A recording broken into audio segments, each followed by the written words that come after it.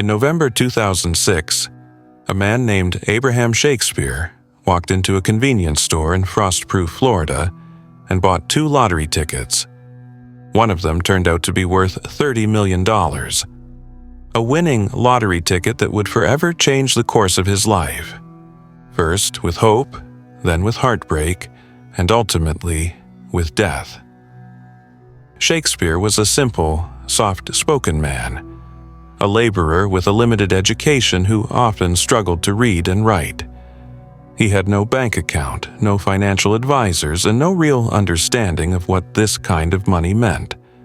But he was honest, humble, the kind of man who once said, "I'd have been better off broke."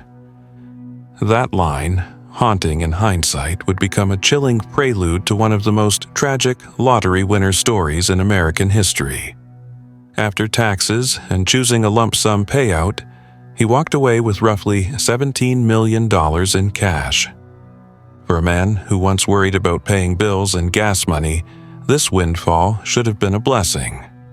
But for Abraham, it quickly became a magnet for manipulation, greed, and betrayal.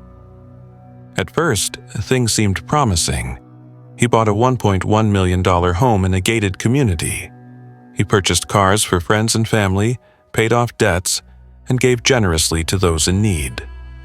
But it wasn't long before the vultures circled. People began showing up at his door, concocting sob stories or simply demanding a share of his wealth. Some were strangers, others were old friends, but all had one thing in common. They wanted something from him. Abraham was kind to a fault, and in a community where few had ever seen such wealth, his generosity became a double-edged sword. The more he gave, the more people came asking. It wasn't just money, it was respect, attention, power. But the more he gave away, the more it became clear that the money was not bringing happiness. It was isolating him, turning him into a bank, not a man. Abraham wanted someone to trust, someone who could help him manage his money, keep the opportunists at bay, and maybe, just maybe, give him back some peace of mind. That's when Doris Dee Dee Moore entered the picture. On the surface, she was everything Abraham was not. Articulate, business-savvy, and persuasive. She told him she wanted to write a book about his experience. A cautionary tale of how a good man was being bled dry by greedy people. Abraham was flattered. He thought maybe she understood what he was going through. He was wrong.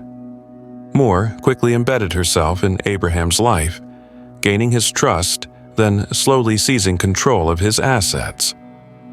She set up a business entity in his name, Abraham Shakespeare LLC, through which she began transferring his money to accounts under her control.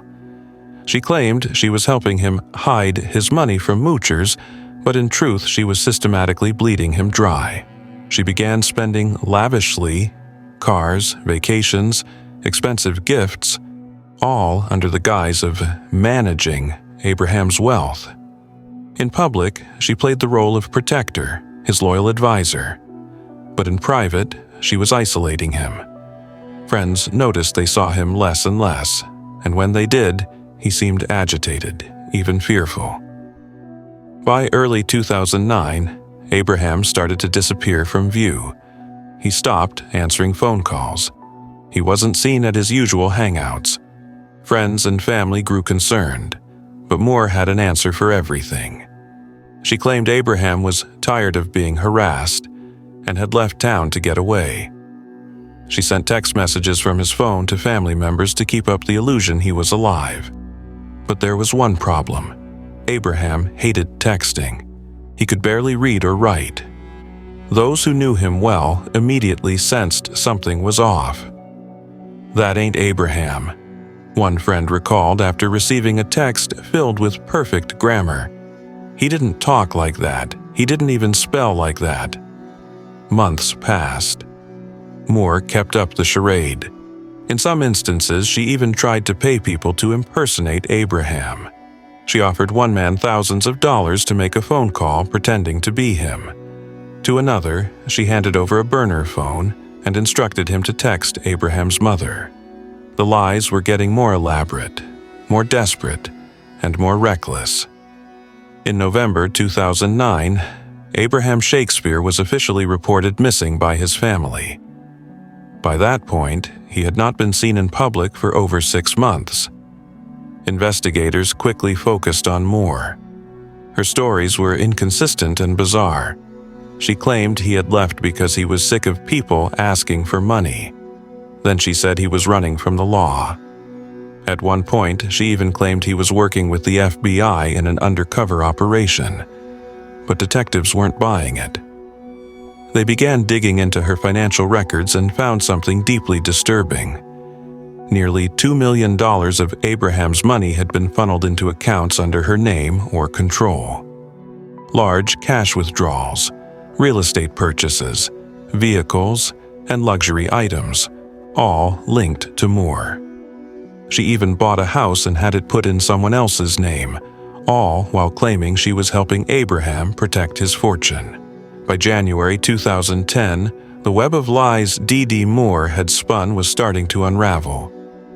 Growing increasingly desperate, she reached out to Gregory Smith, a man she had previously used to fake Abraham's alibi. This time, her request was even more sinister. She asked Gregory if he knew anyone who'd be willing to tell the police they had murdered Abraham Shakespeare. Not just lie, but take the fall for the crime. Gregory, now fully cooperating with law enforcement, alerted detectives. On January 21, 2010, an undercover officer named Mike Smith from the Lake Wales Police Department was introduced to Dee Dee under the guise of being someone willing to take the blame, for a price. During their meeting, Dee Dee didn't flinch. She offered the officer $50,000 if he would confess to Abraham's murder. But Officer Smith pressed further. He told her he needed to know where the body was buried in order to make the story believable. A few days later, Dee Dee brought Gregory to a property in Plant City, Florida, a home she had purchased but registered under her boyfriend's name. In the backyard, she led him to a freshly poured concrete slab, newly constructed and seemingly out of place. Calmly and coldly, she told him that Abraham's body lay beneath it, buried about 9 feet deep in the earth below. Then, in a final, chilling move, Dee Dee handed Gregory the very weapon she claimed to have used to end Abraham's life, a revolver, stained by the weight of betrayal and murder. With enough probable cause, investigators secured a search warrant for the property. They found Abraham Shakespeare's body. He had been shot twice in the chest, wrapped in plastic and buried like discarded trash. The discovery sent shockwaves through the community. How could someone do this? How could a man who once dreamed of using his winnings to help others end up murdered, betrayed by the very person he had trusted to protect him? Moore was arrested and charged with first-degree murder, fraud, grand theft, and multiple other crimes. At trial, her defense was wild and erratic. She claimed she had nothing to do with the killing and was simply trying to protect Abraham's legacy. She suggested other people had access to the property, that she was framed, and even that Abraham was still alive. But the evidence was overwhelming.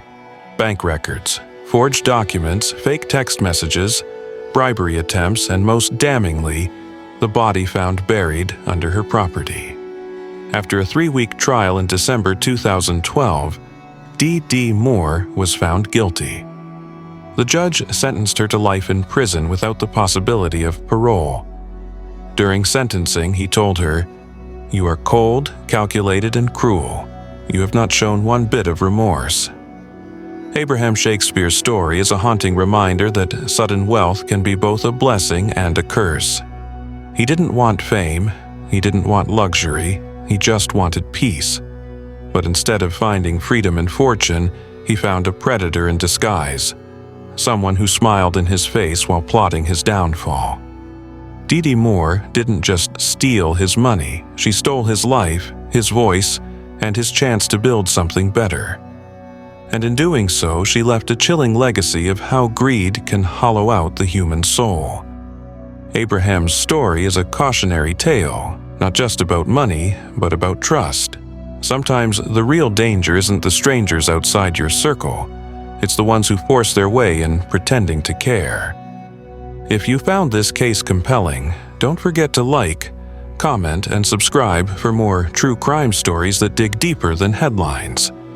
We uncover the people, the psychology, and the ripple effects left behind. And as always, stay curious and stay safe.